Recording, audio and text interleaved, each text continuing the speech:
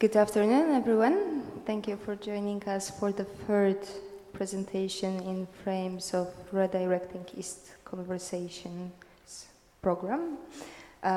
Today we will be hosted by Ayesha Omer, an artist, performer, activist, educator involved both in the discussion on the art and civil awakening in contemporary Pakistan.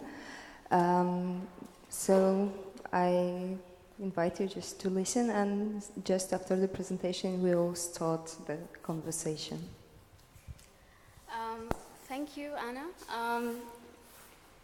So I just want to begin by saying you should fill these bean bags. They're not just there to look pretty and red, but you should come and sit here. Thank you. The other thing I want to start with saying in this presentation is I just want to thank the CCA, I want to thank AIR Residency Program, and these incredible women who work so very, very hard to tolerate us and to make this experience just amazing. So thank you for hosting me. Thank you for coming, taking out time to be here with me, with us. If at any point you have any questions, I would like you to please stop me and just ask. I work better that way because I guess I'm a teacher. So, you know. I'm going to try and do a few things here. Today I'm going to try and give you a bit of a history of Pakistani art, and then I'm going to tell you about my work within that context. So yeah, let me begin by telling you a little bit about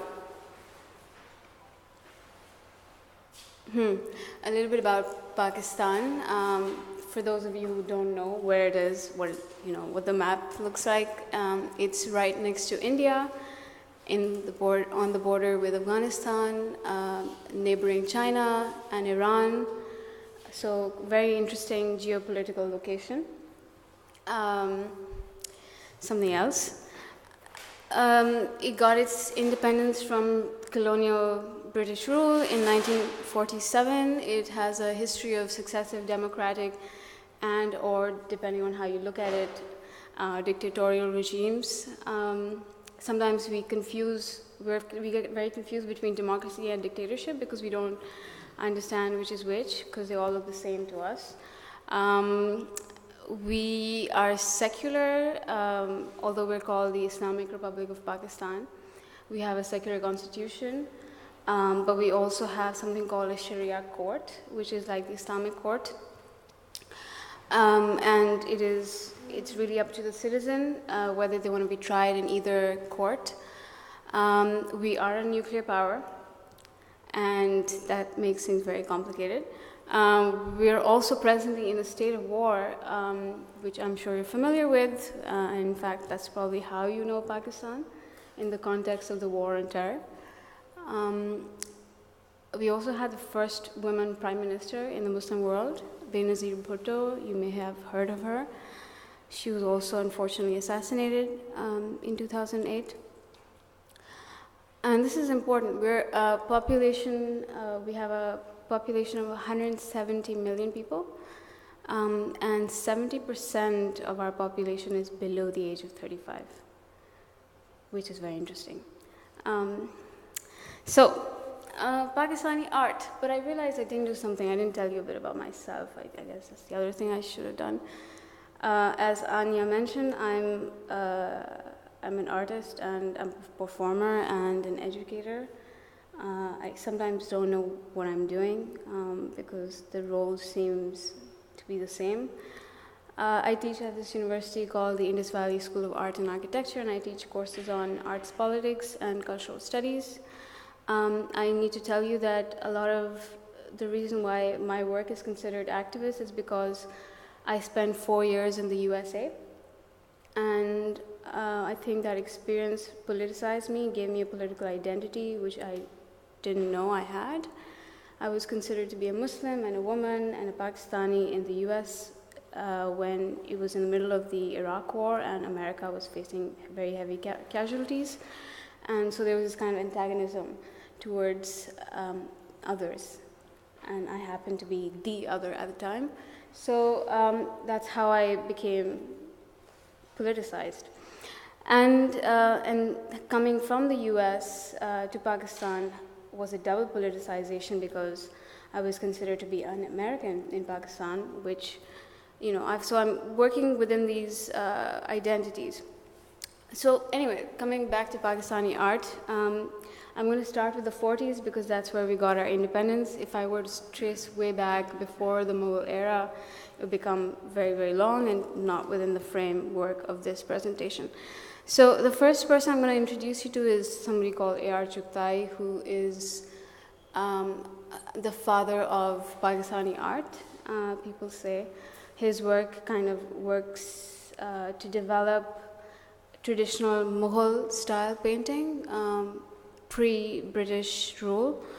And he is also somebody who's been internationally renowned because he's been featured in all kinds of international museums.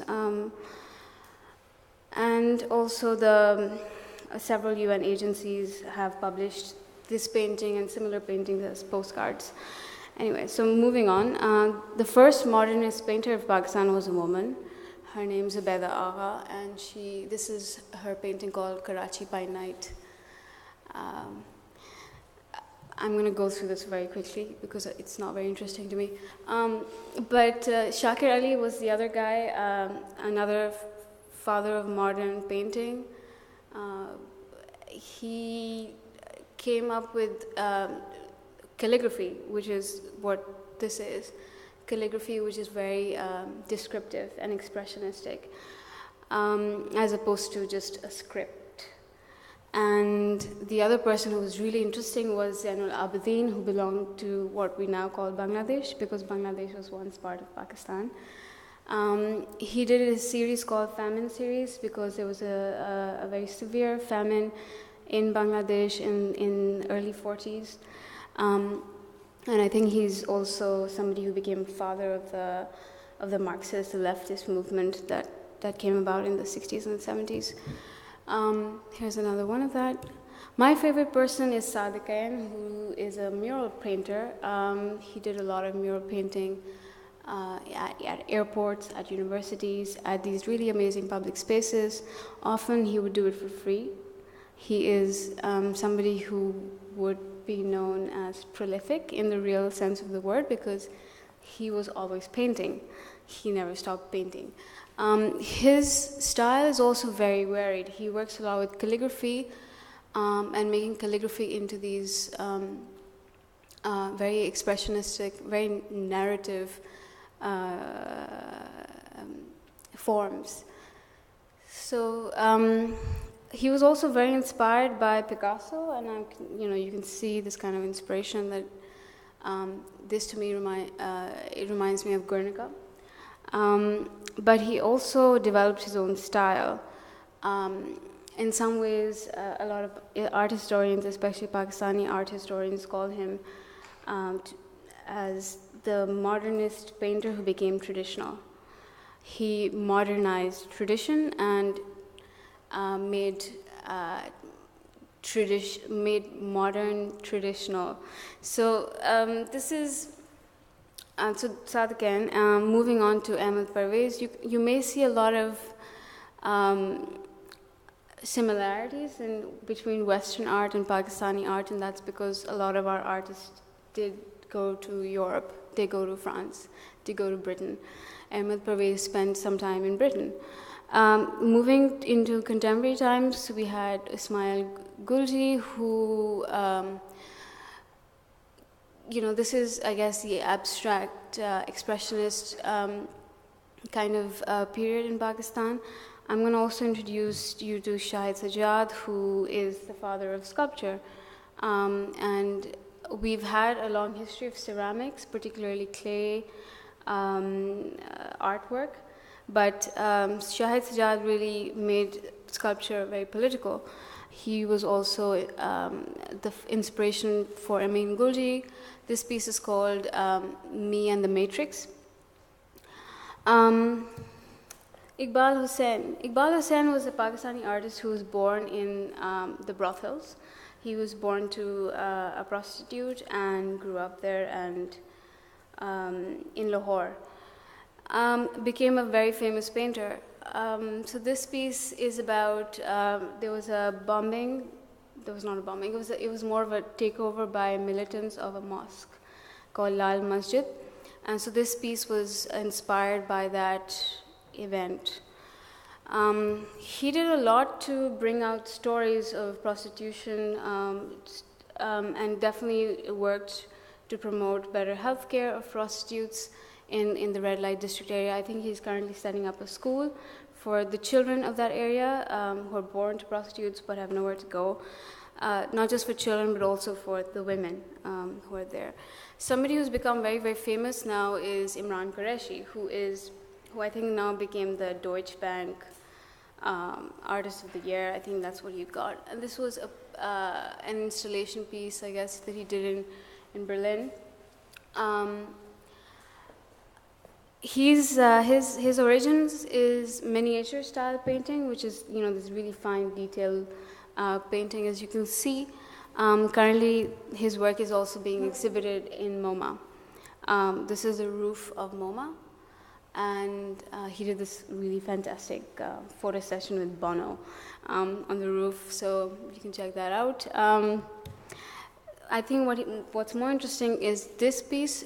He did a series called Missile Series. This was right after the nuclear, Pakistan became a nuclear power in the 90s. And so he worked on text written in Urdu, painted upon it in this very typical kind of miniature style. I think it's fascinating.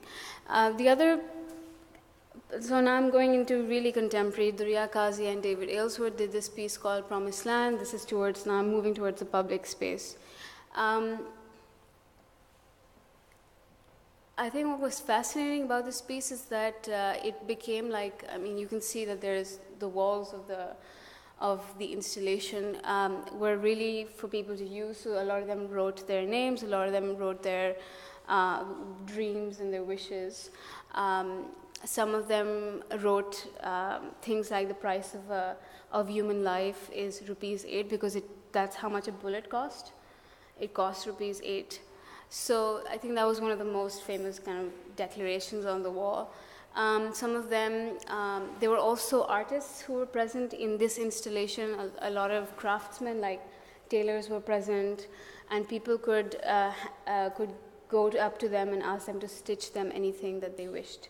So it was a very interesting piece. Unfortunately, I don't have many pictures of it because it wasn't very well documented. But if you want, I can certainly talk about it more. Like I said, just interrupt me at any point and we can have a conversation. And a graffiti artist, Asim Butt, who I think he was one of the pioneers, really. He made graffiti very cool. In Pakistan. He traveled around the country doing the series called Eject, and these were the two famous images. One was called Dictator 420, or Dictator 420, which is like this notorious dictator, and the other piece was this sign, which came to then become the symbol of the movement that eventually ejected the dictatorship of Musharraf. You may have heard the name. I'm going to move it now into very contemporary times. A few of my colleagues are now working on these projects. The first one I want to introduce you to is the Tentative Collective. They're based in both New York and Karachi, and they go into areas of Karachi, particularly slum areas, very political areas, and they make movies with the children in the area. So I'm going to show you a short video.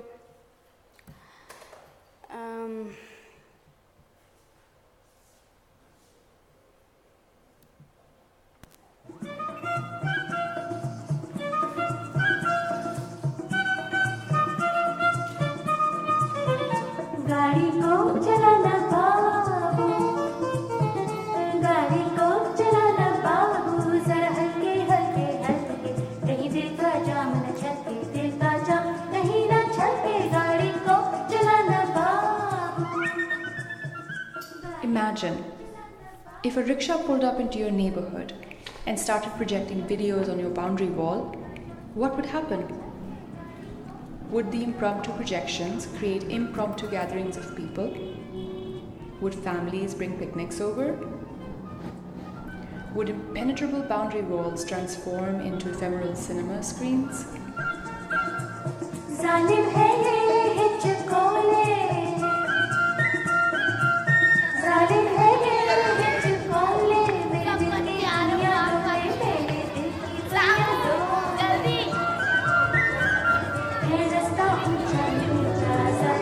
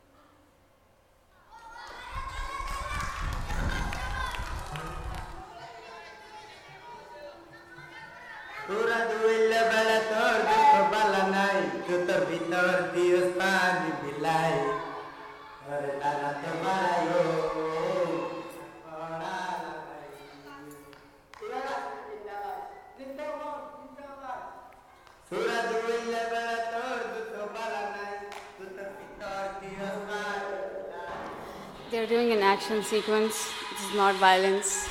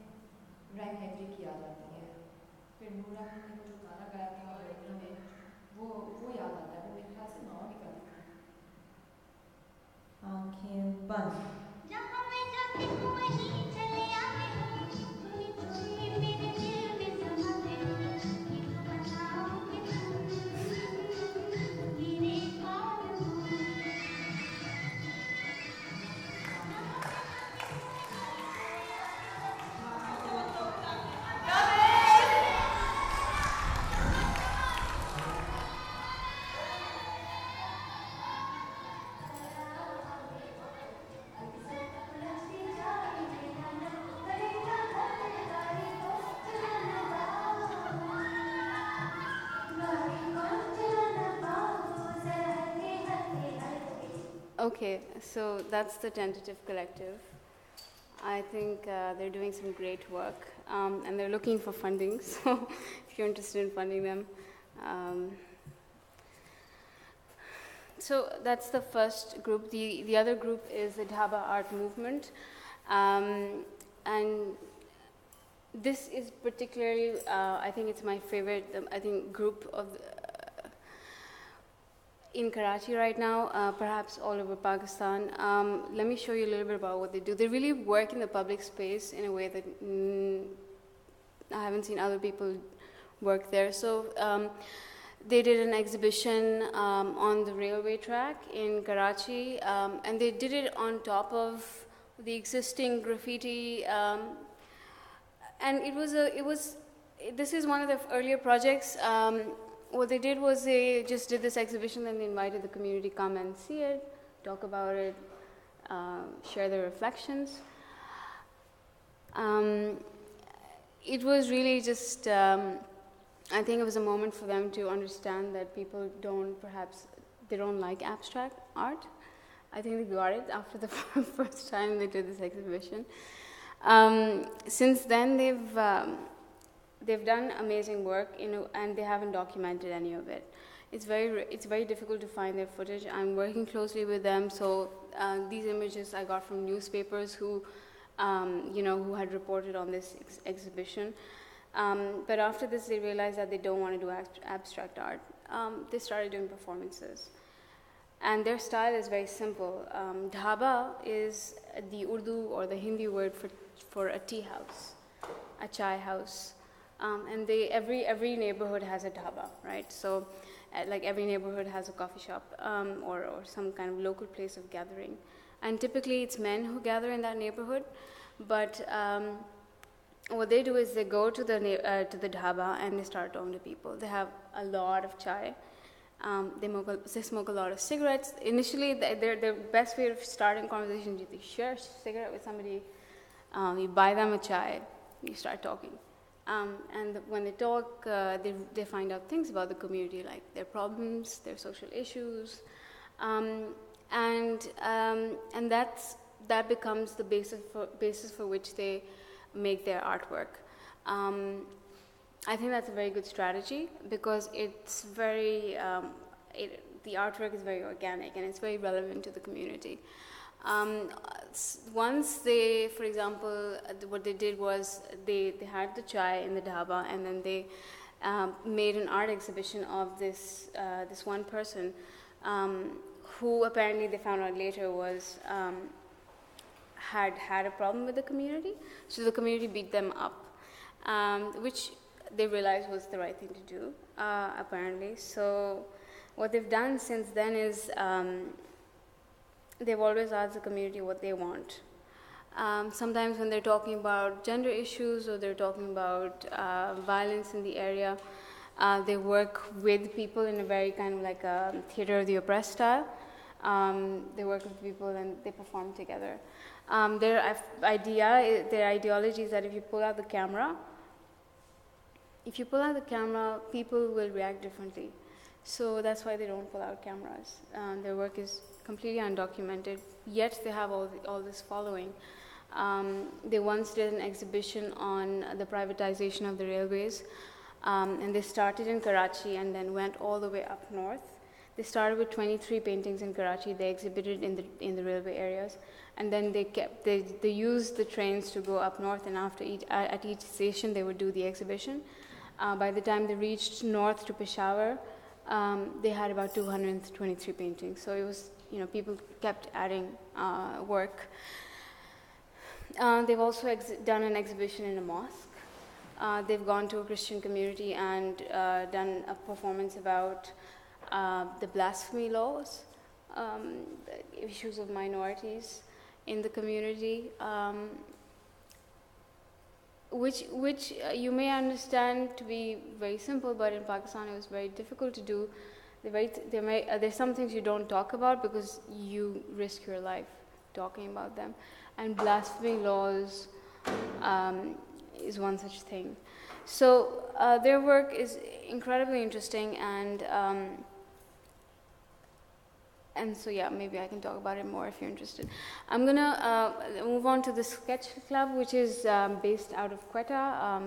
Yesterday I talked about it in my presentation to my fellow residents.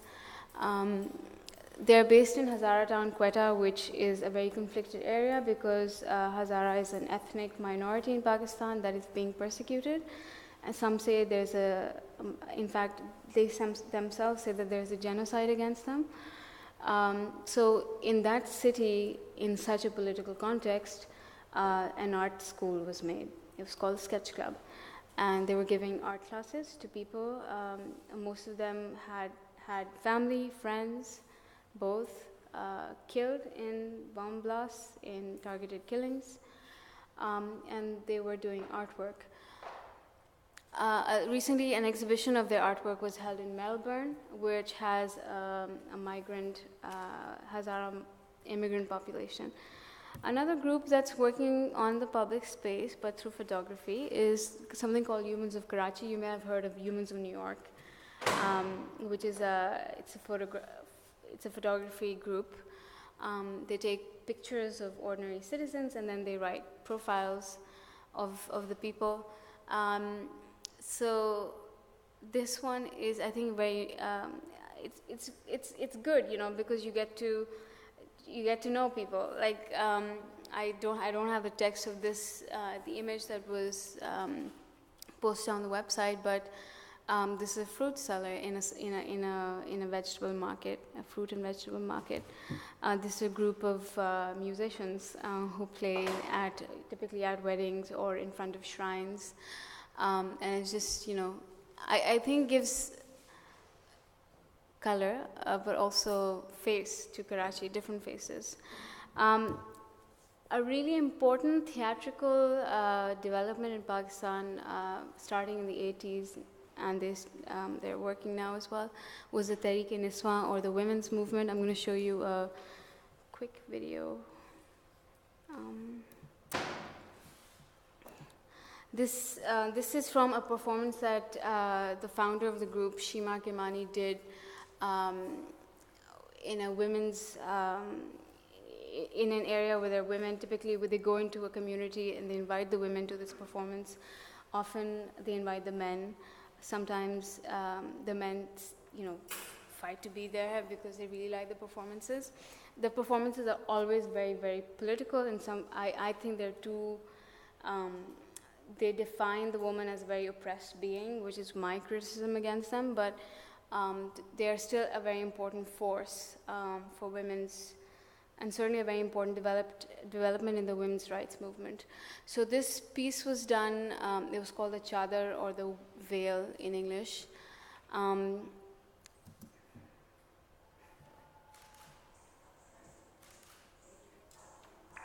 theme of the chadar I have kind of been exploring for some time. I have created a one-woman dance piece, also choreographed, which also has theatre in it, called Who Am I? And that actually was the first time that I started exploring what the chadar means for women.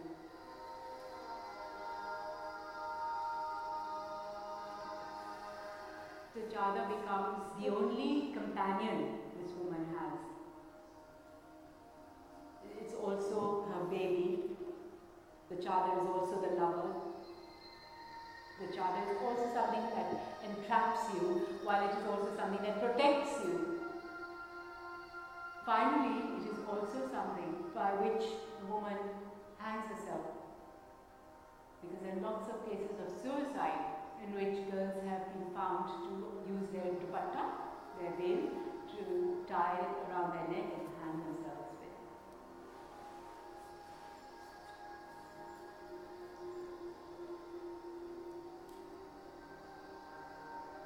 नाम नफाज शरीयत के ordinance का इजरा है जो फौरी तौर पर नाफिजुल अमल होगा.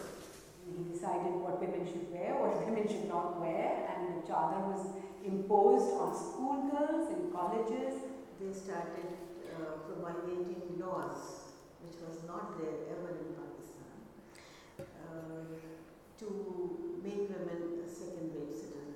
The Hudud ordinance is a law that equates rape with adultery. Therefore, a rape victim, when she would try and register a case, they would not register a rape case, but would register an adultery case, in which case the woman would get punished. Women were being banned from spectator sports, women were being banned from driving. There were absolutely no human rights in existence at that time. prisoners, journalists were being whipped in the open. The aim of that dictatorship was to close off all avenues of expression. Dance had by then also got banned in Pakistan. You needed to get an NOC, which clearly stated that dance and obscenity will not be allowed. And in order to bypass that, we used to write the word Bible movement. Folk culture, vernacular culture, and classical culture. They were very sharply curtailed.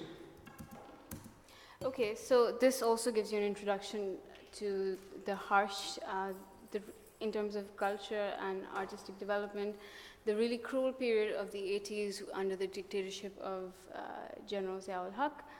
A lot of these laws have been since revoked. They've been changed, but this gives you a context about how we're coming out of this period, and fighting things like banning of arts, banning of dance is still a problem, because there's a cultural resistance, social resistance to such artistic practices. Yet at the same time, I feel like this is also a period of great innovation.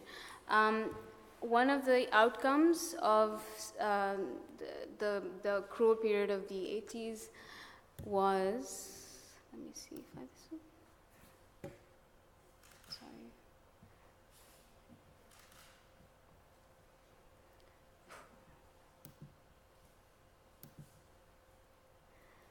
one. Was the development of the T2F, or the Peace Niche. The T2F, the second floor, is an art space.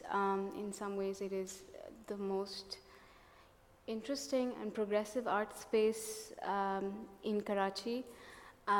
They do all kinds of events. This is a Qawwali, which is this classical musical evening, a musical form. So they did this musical evening with Qawwali. They've also held workshops. They've had civic hackathons. They've had performances. They've had lectures, everything. This is a very dynamic space. There's also a gallery, and there's some, you can see the paintings. Another really interesting development recent times is the Vasal Artist Collective.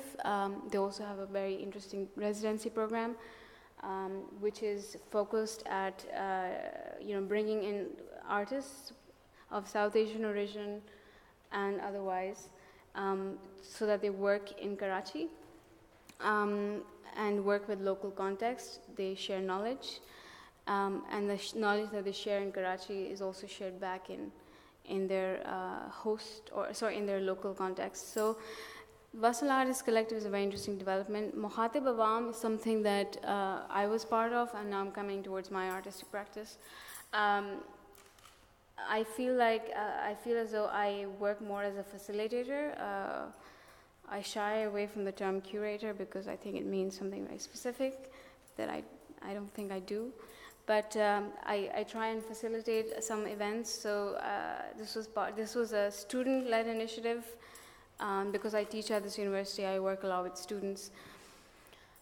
The goal of Mukhatib Awam, which in English means, they define it to be conversations by the people for the people.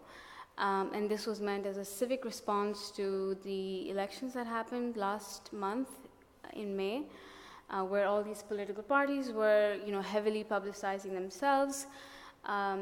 So we decided to create a citizens' response to social issues, because we felt that politicians were kind of exploiting social issues for their political gains without really meaning it, without really genuinely caring about these issues. So we asked artists, we asked citizens to contribute artwork on social issues using Facebook. The premise was that you contribute artwork and it will be shared. It will be freely shared because, that's the idea, that you create a citizen's response so that people can use some of the messages if they identify with these messages and share them as opposed to sharing political slogans, political ideas. By political, I mean here political parties' ideas. So this is, so I'm just going to run through a few images that were received.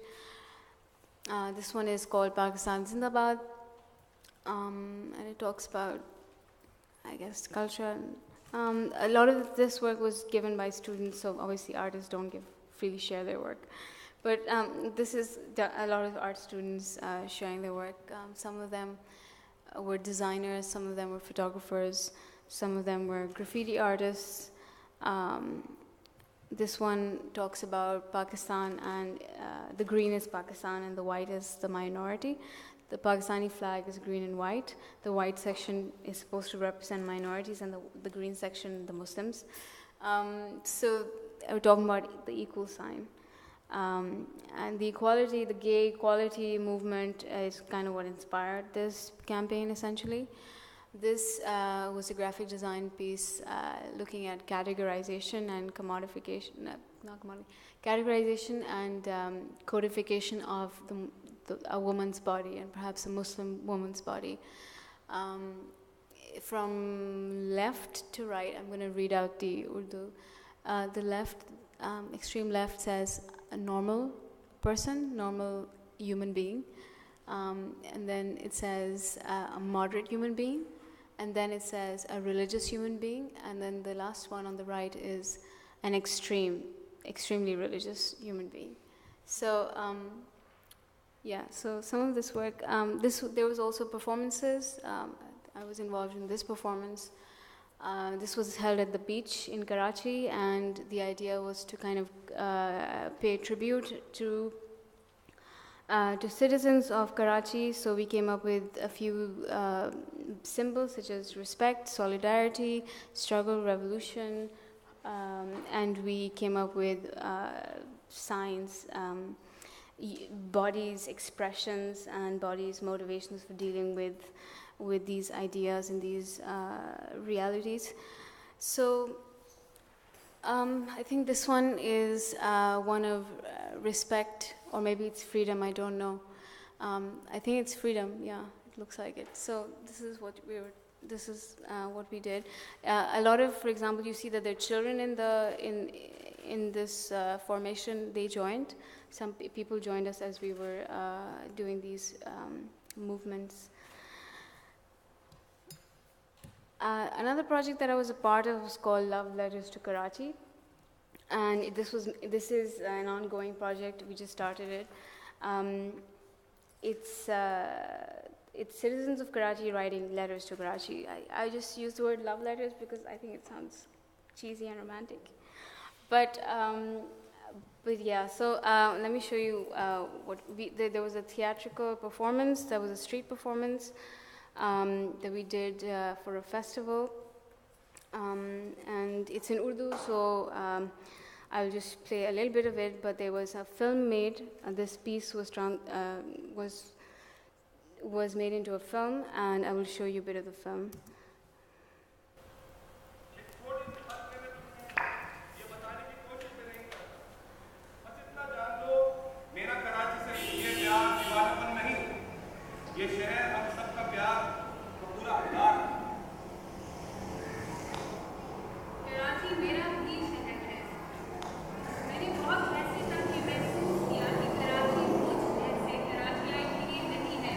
This was a rehearsal that we were doing, so I will show you if this works. Sorry, the Facebook video. Sorry, it's on Facebook, so.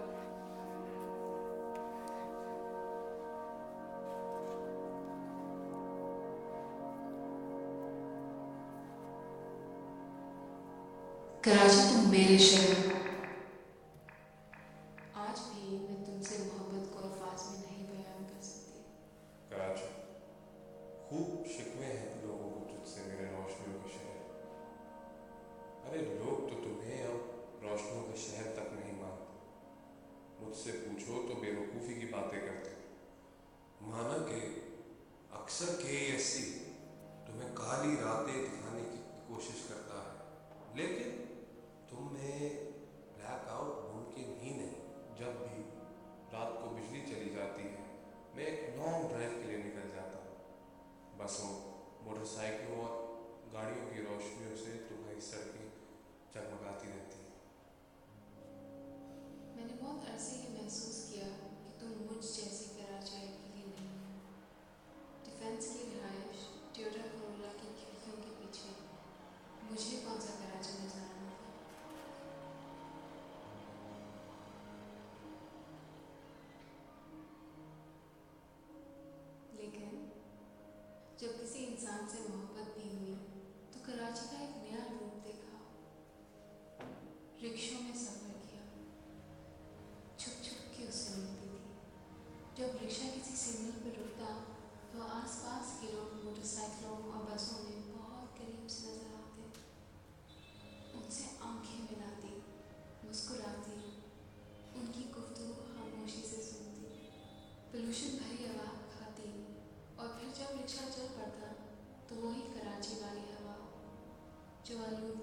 पसीना परेशानी भुला देती। एक दिन cinema में शाहरुख खान की एक पिटी हुई फिल्म छोड़कर हम सीव्यू पहुंच गए। बस उस दिन के बाद हम रोज रोज यहीं पहुंच जाते। यहाँ बैठे चाय पी रहे होते तो अक्सर फूल बेचने वाला बच्चा आ जाता। नहीं चाहिए के जवाब में कहता, मैडम के सामने 10-20 रुपए की क्या अहमियत है। शायद हर कराची वाला समंदर की तरफ भागता है।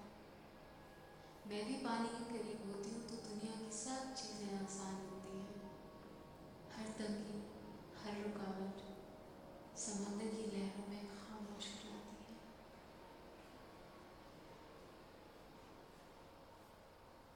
कराची वर्सेस लाहौर की बेवकूफ़ाना बहस में अक्सर कराची वाले कहते हैं कि हमारे पास तो समंदर है, कहना भी चाहिए। इस समंदर के किनारे बैठकर जो लुत्फ आता है इसे कोई इनकार नहीं कर सकता। पिछले दिनों में धोबी घाट गई।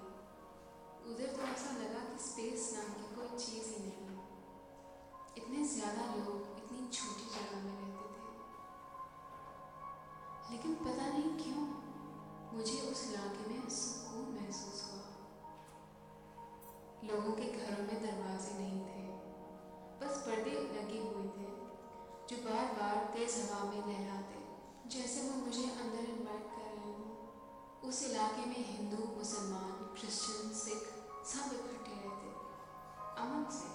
मुझे उस दिन एहसास हुआ कि मैं असली जाहिल हूँ, कि मेरी तालीम ने मुझे धोखा दिया। पता नहीं इस शहर में और ऐसे कितने खजाने छुपे होंगे।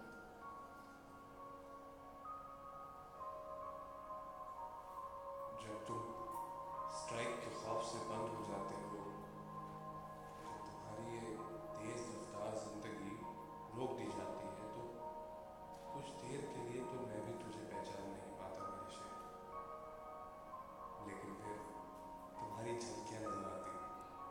अब मेरा हार न मानने वाला शहर फिर चल पड़ता है। कराची में शायद एक आइडियलिस्ट हूँ। मुझे बुराई बहुत दिखाई देती है, हर जगह कमजोरी नजर आती है, मगर तुम्हारे सामने बुराई और कमजोरी जैसे अल्फाज मायने खो देते हैं। जहाँ गम और शनासाई, वहाँ खुशी और उजाला भी है। जहाँ खामोशी, वहाँ हंगामा। जहाँ दहशत, वहाँ भाईचारा। तुम अल्फाज की गर्दिश से महफूज हो। शायद तुम्हें किसी की दुआ लगी है, किसी पीर, किसी खुदा, किसी नबी की खूबसूरत दुआ।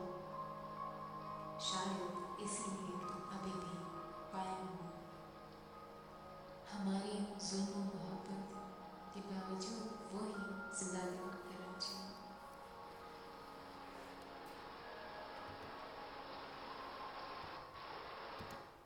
Well, sorry to subject you to the entire movie. It's a student production, and I apologize for the subtitles. I know they're not very clear, but he's writing a thesis right now, so he just put this together in the last minute. But this is a project that will become a community project.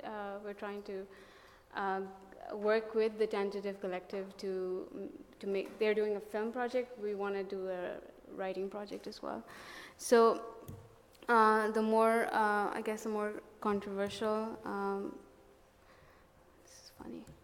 The more controversial work that I've done is a project called I'm a Muslim. It was a performance that was held in a shopping mall, a very posh shopping mall, and the reason for the performance was because there was this. You may remember that there were last year the entire Muslim world went crazy with protests against this one really stupid, lame movie that was shown. That was actually just put on YouTube by somebody who was obviously trying to provoke crazy reaction, and he got it.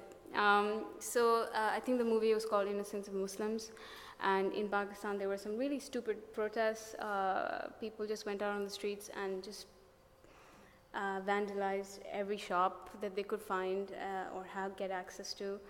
They stole. They went into Hindu mandirs or Hindu temples and stole from the temples.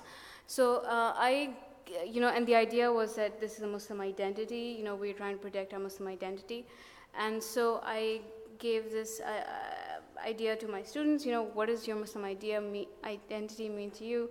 And they came up with very interesting responses. They came up with responses that were challenging the kind of dominant status quo, the dominant discourse on Islam, which kind of projects a very unidimensional Muslim identity. And so they came up with these placards where they wrote down whatever they felt about their Muslim identity. And you can there's a video, but I just because it was made on a camera phone, on a cell phone, sorry, and you can't see very clearly. But this one here, for example, says, "I'm a Muslim, but I'm called a Bori." A Bori is like a denomination within the Shia sect, kind of like you have, Orthodox Christians, and that's a denomination. So a Bori is, so she's saying, "I'm a Muslim, but this is the Bori identity is what comes to define me." The other one of this is, I think it was very controversial because in some ways it's denouncing the Muslim identity. This one was perhaps the most controversial, and they wanted to express this, and so we decided that we would do this in a shopping mall and the reasons were very interesting because it was there was perhaps the only place where we thought we were going to be shot, right? So in the sense that, I don't know if you know this, but like other major cities in the world, and perhaps unlike other major cities in the world, Karachi is heavily weaponized. Yeah, go ahead. Yeah, I'm just getting there. So that's why we chose a shopping mall, and we also chose a shopping mall because people come there and they perform their roles of a consumer, of somebody who's looking for some kind of social entertainment. And the idea was to just, wasn't necessarily to create controversy, it was just to say things that we wanted to say. There's no open space for saying things. And so I'll show you a video, which is, it's a camera, it's a cell phone camera. Our other footage was taken from us by the security people. But this is some of it was very innocent and very student-like. I'm a Muslim, but I steal my neighbor's Wi-Fi. I'm a Muslim and I shoot people, in the sense talking about.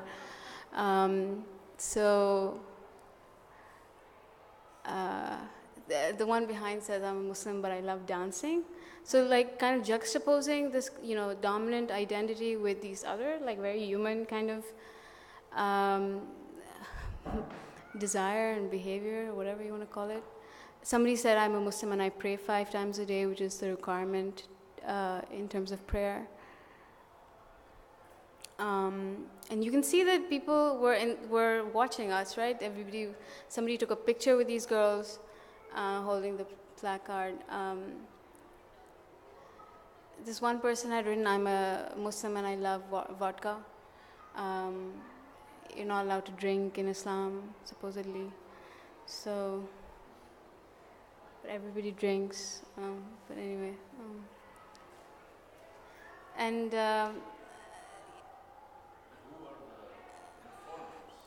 So there are students. There are students who are in my class. Yeah. This one says, "I'm a Hindu, but no, I don't support the Indian cricket team," which is, cricket is a very important thing for us.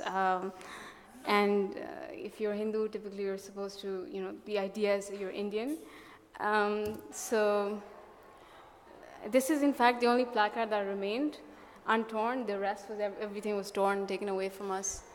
But you see, so this person took the performer's placard. A lot of them took the placard. They just wanted to walk around with it. So our cameraman, his camera was taken away. But you'll see now that the security is coming. So, this guy, yeah. So he's coming, and we're trying to walk away very, very smoothly. But yeah. And those are the other people behind. So I think the person who's making the video is also trying to walk away because they don't want to be caught, etc.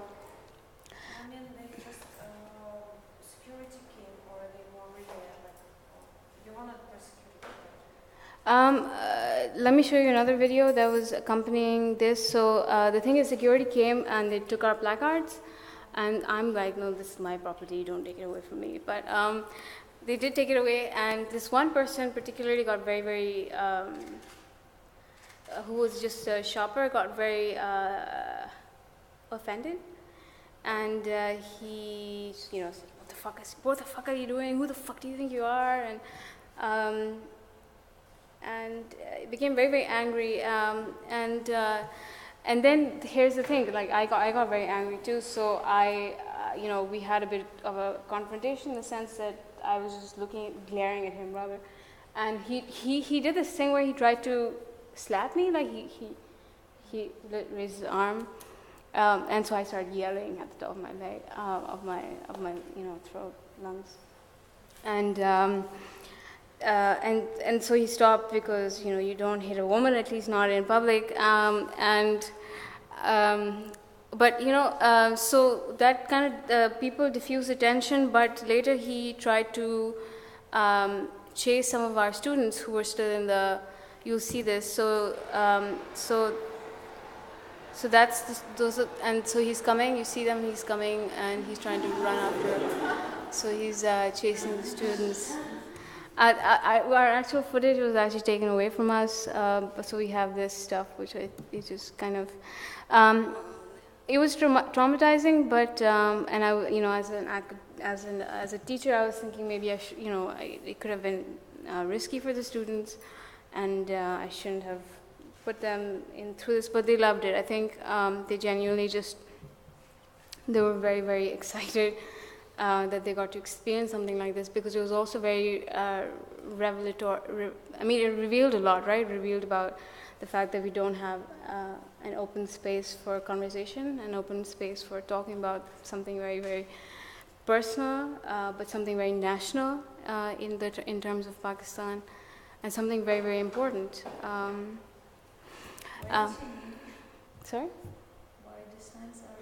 That's a great question. I think it's because Pakistan is bilingual. Most of our education is in Urdu and English, and I feel like the university that I teach in is a very. People would say it's an elitist university because it typically caters to the upper middle class.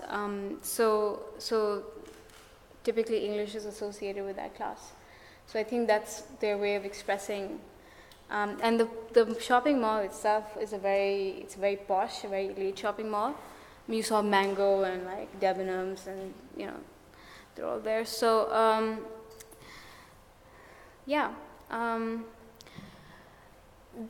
I've been working with the Shia and Hazara genocide. I'm including it here in terms of my practice because I guess I fluctuate between the role of the teacher and the facilitator / artist. And so I organized a panel discussion where I think it was the first time that such a discussion had been held about Shia and Hazara genocide in Pakistan. And it was at the university, and it was a closed event because we were scared. The university obviously is an institution and didn't want to be threatened, and did not want to be perceived as an institution that would be sympathetic and supportive of issues of Shia and Hazara communities. So, but it was also a great avenue for our Hazara students one of whom is speaking in this picture, to express themselves, and that's how I got involved in the movement through my students. Recently, this is a project that came out of my class called, it's difficult to translate it, but I think it means I would say I am human and that's why I was killed, or I'm human and my humanity was killed. But you see that here, it's a group of people wearing, this has been colored, like doctored, but they were wearing these signs, and the first person here is saying, "Main Ahmadi tha, mujhe maar diya," which is, I'm an Ahmadi and I was killed. Ahmadis is another sect within Islam that has been outlawed to the extent that they're considered to be non-Muslims. And if you use the word Ahmadi in Pakistan, it's a very serious, a very controversial thing, because you are perceived as a non-Muslim, as a kafir, as an infidel. And so the next one says, "Main Hazara tha, mujhe maar diya," or "I'm a Hazara, I was killed." "I'm a Hindu and I was killed," and I was a Christian and I was killed, and I was a human being and I was killed. So and they did this performance in a public park, and the people in the park really loved it, but the security came and they took them out. Then they moved to another park, which was in a more of a more elite neighborhood, and they didn't even let them enter. They said that the placards that you're gonna put on your body are actually more dangerous than bullets, which I think was very interesting, because bullets are more dangerous than words of human rights and freedom. But that's the comparison that was drawn, that such words are perceived to be more dangerous. And the students they felt like they were criminalized for saying something that was so meaningful and so necessary and so peaceful in some ways, and that act of criminalizing something such a basic human right was again very revealing. So that's it, actually. That's all I have to say so far. Yeah, if you have questions, comments, discoveries, yeah. Is it working? Yeah. That fascinated me, actually, that in a Muslim country, and where in like sort of west to you, so also in Russia, we think that Muslim countries are really strict, but it seems to me now that we in Russia are more strict than you, because for what you were doing in the shopping mall, it's really strict in Russia then. Now it's like you're offending the feelings of the believers, and then the believers can sue you in the court. And then it really struck me that it's not happening, that they were just taking you away, and no police was taking you into any kind of prison. So does it happen, or is it normal that they just push you away with security and nothing happens? I think we got a bit lucky that we were not arrested, but I don't know on what grounds. I think their basic problem was that you don't have permission to do this here. The problem is nobody would give permission for such work, right? So you just do it, which was our strategy. But I don't know. Maybe not in the shopping mall, but maybe in the public, the park, they may have arrested us. Yeah, but we weren't arrested. I don't know. I don't know what would have happened. No, it's interesting because, like, after Pussy Riot, there was this whole discourse in Russia that somebody said that if you were in like a Muslim environment, they would kill you. And then I see that it's not happening because you're subversing your own religion, and religion is a very tricky thing. Yeah? It is very tricky. I understand now that it's tricky everywhere on the planet. But the thing is that, so there are two things. One is we did this in this shopping mall because, like I said, it was a safe place. If we had done it in a public space, we could have gotten shot, we could have gotten arrested, we could have, I mean, any number of things could have happened. So we chose a very privatized space, right? At the same time, the security people, the security personnel, when they were handling us, assaulting us, they were saying two things. One, you don't have permission to do this. Two, what are you saying? This is not even true. You know, like how can you even talk about this? They weren't cussing us out like the other person was, but there was this kind of like, what are you doing? This is so wrong. This is not improper. How can you do this? So there was that motivation as well.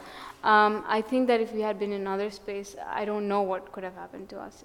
Arrest is, I mean, by law, I guess we have even a more strict law. Like if you are accused of blasphemy, which is insulting anybody's religion, this means the religion of Hinduism or the religion of Islam or in Christianity. You can be arrested, and you can be sentenced to life. For life. Yeah, it's really bad. So, I mean, there are different variations of it, but depending on the kind of crime you committed, a lot of people use the blasphemy law as just a personal vengeance law. So they would plant evidence and say that this is my enemy, you know, he did something about blasphemy. And so, in fact, Dhaba Art, when they did a performance about blasphemy, that's what they were talking about. The fact that it has been abused as a law for personal vengeance. But yeah, go ahead. Are there many visual artists arrested for their political beliefs or for their visual artworks, or perhaps activists who do some kind of happenings or something like that? You know, it's very interesting because in the 70s and the 80s, a lot of that was happening. Now, artists have become very commercialized. I think the art world in Pakistan is heavily commercialized. We don't have any public funding for the arts.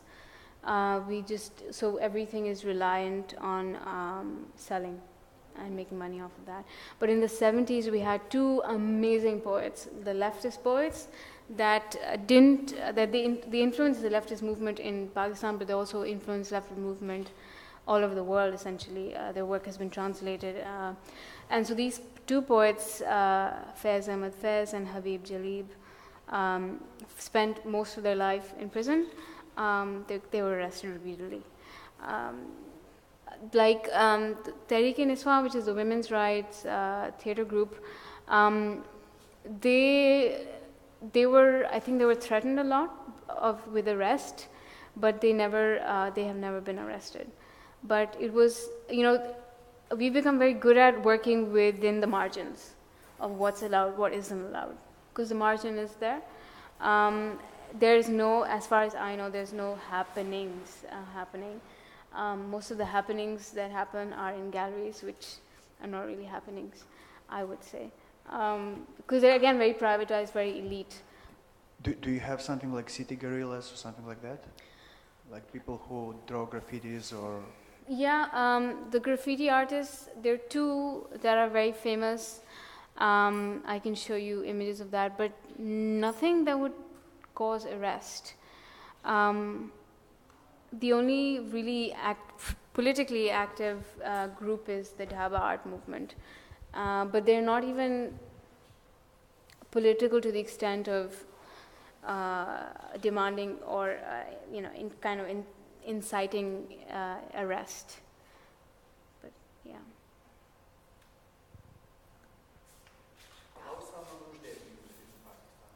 He's considered to be a bad person who's written something. No, in the sense that if you, no, he's considered to be just, somebody who's defaming Islam. Very much like in the rest of the Muslim world, perhaps. He's considered to be somebody who's just provoking, eliciting reaction. Somebody who's perhaps, I don't know, depending on how crazy you go, because there are levels of crazy in Pakistan. So the craziest would say that he's an infidel and he should be, killed. And then less crazy would be like, why do you have to write this book? And then even less crazy, you'd be like, well, okay, stop overreacting, it's okay. So what if we wrote a provoking book? And then people said, well, we must provoke. You know, so there are all levels of that. There is a spectrum. Generally, nobody's read the satanic verses, right? Because it's not available in Pakistan. So we're just told that, this person wrote this book and it's so defaming of Islam and it shouldn't even be read. So that's kind of what is going on. You mentioned it a bit, but it will be interesting to hear a bit more about the infrastructure. Like, if there are galleries, is there the Art Academy, a museum, art center, and such? We have a few museums. I think the latest one is perhaps the most interesting one. It's called the National Art Gallery. It's in Islamabad, the capital city. Some very good art, but the thing is, there's not a tradition of going to museums. A lot of Sadiqan's works are now in museums, but nobody goes to them. Galleries have emerged, and some would say that there are some very interesting galleries that are producing some, very progressive, very cutting edge kind of work. But again, they're commercial spaces to the extent that even there's been a resistance to promote performance art because there's no price, there's no money value associated with it. So even the onset of performance art, which started elsewhere, even in India, much earlier on, but in Pakistan it's only now it's coming to the fore. And for example, now galleries are becoming more interested in the possibility of performance art, and that means that they have to get their funding from elsewhere and not just through the artwork. But there is that change. I think recently an artist, Saira Ansari, I was meant to introduce her work, but she did this project that was about the commercialization of the gallery space. And she produced work that was deliberately non-sellable. So so that's what's happening. A lot of artists in Pakistan are now looking to the Gulf, to Saudi, to the UAE, to Dubai, and to also east towards Hong Kong and in Europe. There's always been a very strong tradition of the UK, going to the UK and coming back, etc. So we're looking for biennales, we're looking for festivals, etc. to market their work, and that's where they really produce some very interesting work. Like Imran Qureshi's work, I think is very interesting. But yeah, so a lot of the art market is essentially even going away from Pakistan. And it's relying on international audience in these countries as opposed to inside Pakistan. And Bustle is perhaps one organization that's drawing people back, particularly international, drawing an international audience and international presence. But again, it's working solo to some extent. But yeah, other questions? I was curious about the situation, like with this traditional ceremony that was held in the art space that you were talking about, and it's just a question like what kind of, let's say, traditional forms of sharing, talking, performing, showing to each other you would find relevant in the context of like new artistic practice and then new citizens kind of awakening.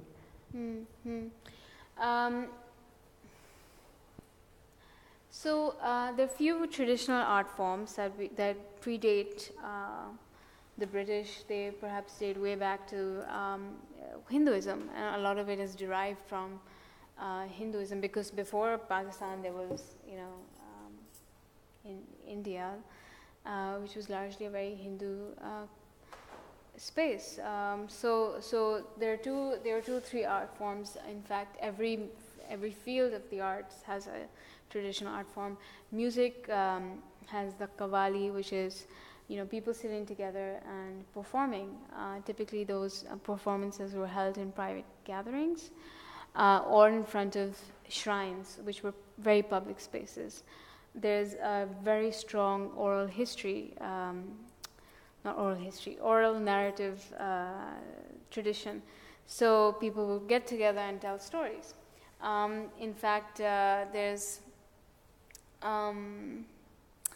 show you. Can I very quickly show you a few things? Maybe qawwali, present day qawwali is internet is hopefully working. Present day qawwali is held in these again private gatherings. So T2F is perhaps one of the first places to make it very public. Sometimes in certain art spaces like the Arts Council, they would play for the audience, but this is one program that was videotaped and then screened on air. But you can see that this is a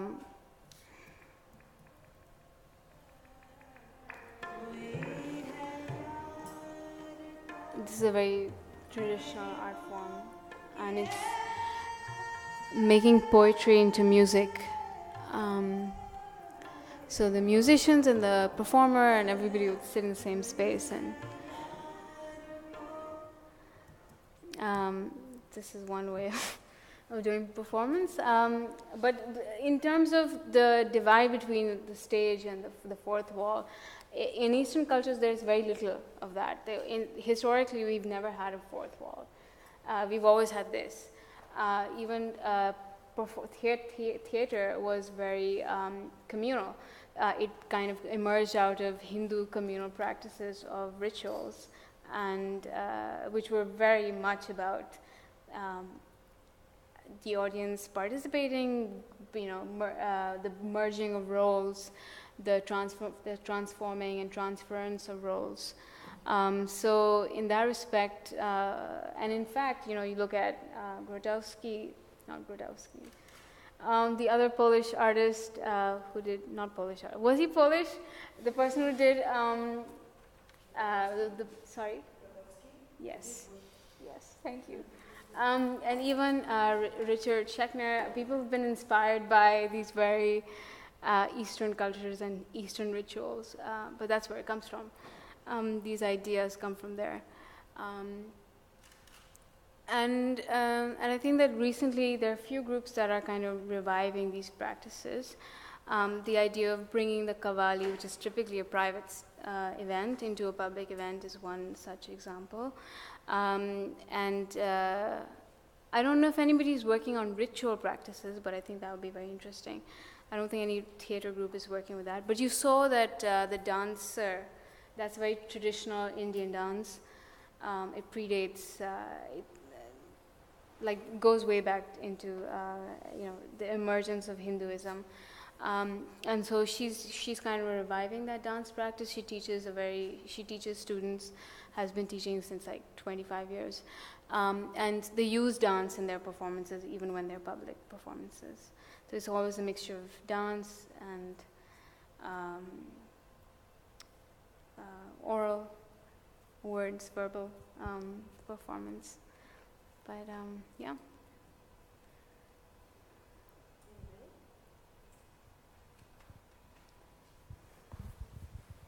Because what you've shown, the works, they were more politically charged and subversive, and many of them were, were done by women or in that situation. And I was wondering whether, and I trust these are not very commercial ones, so you were talking about the commercialization of the market. Is there a divide that men do commercial stuff that sell, and then, is there this sort of economic divide within the artistic scene? This is my first question. And second question is more like practical, info-based. Did Pakistan follow like the Indian art market boom? Was it sort of did it happen simultaneously, or was it very different? Can I address the practical one first? Okay, so I don't think it followed. I think the Indian art market kind of followed the Indian economic market boom. So there was a lot of attention towards India, and I think China was similar. That there was a lot of foreign investment into India, and that then translated into an investment into Indian art. And in Pakistan, it didn't really translate that way because we had the war on terror, which screwed many things up for us. Arts was one of it. So now we've had to find an art market elsewhere. So that's the very simple answer. And the other one about economic, sorry, you meant gender divides, right? Between subversive and commercial. I'll tell you something. So all the leaders of art institutions in Pakistan are women. I would say that for 80% of the cases. That means commercial galleries as well as art schools. In terms of subversive practices, so Dhaba Art, for example, is the patron of that particular group is a woman, Durya Qazi, whose work you saw. It's called The Promised Land. I know other groups that are run by women. Yamina's work, the Tentative Collective, is one such group. I think that it is actually mostly women-dominated, the subversive work, which is very interesting. There are perhaps more women in the art world in Pakistan than men, so that's probably why. But yeah, men tend to, as it is, there's this idea of if you're Pakistani or an Indian, really, if you're a man, you got to be a doctor, engineer, or a lawyer, or now an economist, or an MBA person. So, there's still that kind of paradigm that people have to live up to, this kind of expectation, which is why typically women have kind of gravitated towards the arts. And so that's changing. So the men who do come into the art world really fight for their survival, and typically they fight really well. They become quite famous, or recognized. So do the women. So yeah, maybe there is that divide, but I don't know if it's specifically because women are more interested in subversive work. I think that that's always the case, but that's just my feminist opinion. Yeah, I don't know of any, besides Dhaba art, I don't know of any male artist who's doing very subversive work. So. Yeah, for sure. In fact, like I said, if they're in the art world, they really have to fight to survive, because they have to prove it to other people that they made the right decision by becoming an artist. A lot of them go into architecture, and then from there the architecture or filmmaking, that's the other really big market. So I didn't get to talk about filmmaking that much, but there's too much to talk about. So, other questions?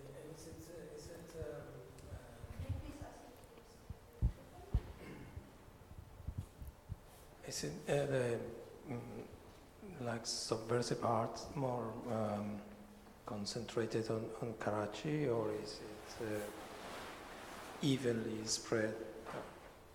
It's like my question is more: Lahore is more Islamic than Karachi, or is Karachi more laik?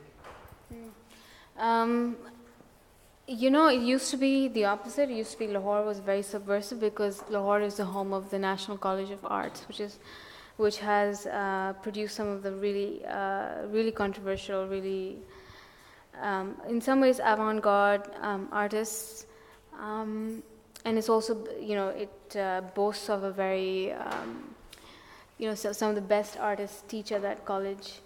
But the subversive practice is shifting towards Karachi, and I think it's because Karachi is becoming such a difficult place to live in. So I think it's in some ways it's the most natural development, because Karachi is more violent. It's become increasingly more violent. Lahore has become safer, it's become greener, it's become more citizen-friendly. Karachi is the opposite. It's become more territorialized, it's become more weaponized, and hence I think it's become more radical in terms of the art practices. There are still quite a few artists in Lahore that are, Lahore interestingly has a very rich performance art scene, more so than Karachi. And I wonder if that's because, I don't know why that's the case. I think it's because some of the performance artists who trained as performance artists came back and settled in Lahore as opposed to Karachi. Lahore is the first gallery to host the non-commercial, non-sellable art exhibition that I talked about. And it's also the first gallery to host a performance art show. So perhaps it's not as non-radical as I'm presenting it to be. But yeah.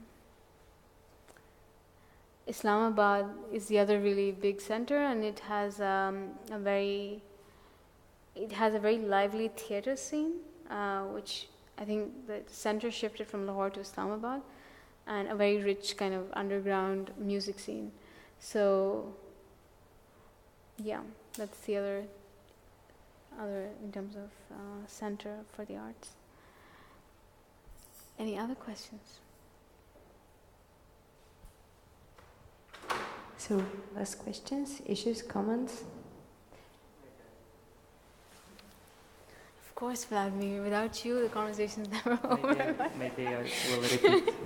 Maybe I will repeat one of the questions from our workshop, but maybe in a different way. Please do so. Is there maybe invisible limit which the artist working in Karachi wouldn't like to cross?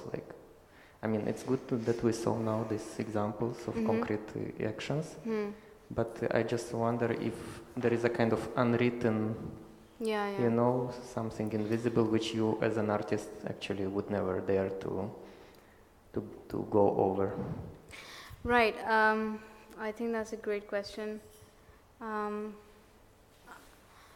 think I think people who come to Karachi, especially from elsewhere, are very surprised by how politically aware the citizens of Karachi are, and that's because they know very well the limits of their existence. What is safe and what is unsafe. And I think that the artist is no different from the citizen in that respect. For example, we know that the moment you talk about religion, you can get killed. That would be perhaps the most severe kind of consequence, but it is a realistic possibility. So you have to do it in terms of very careful ways, right? You have to be very, very careful. In some ways, also, the fact that we did this performance was surprising, right? So there's always that moment of surprise in the city where you are able to cross a line that you thought existed, but it doesn't actually, that the line is somewhere else. So for instance, in this performance, there was one reaction that was very, Dogma the Mall, there's one reaction that was very, it was violent, yes, but other people didn't react. Some people wanted to take pictures especially with the porn one. I mean, so it's this kind of this for me was very surprising. So just one person got pissed off. Maybe other people did, but they didn't express it.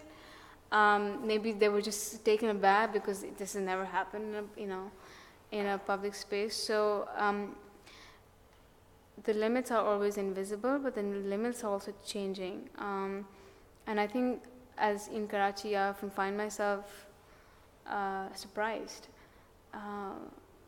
by the occurrence of certain things and the suppression of certain things. I think that's because it's invisible. That's why. So.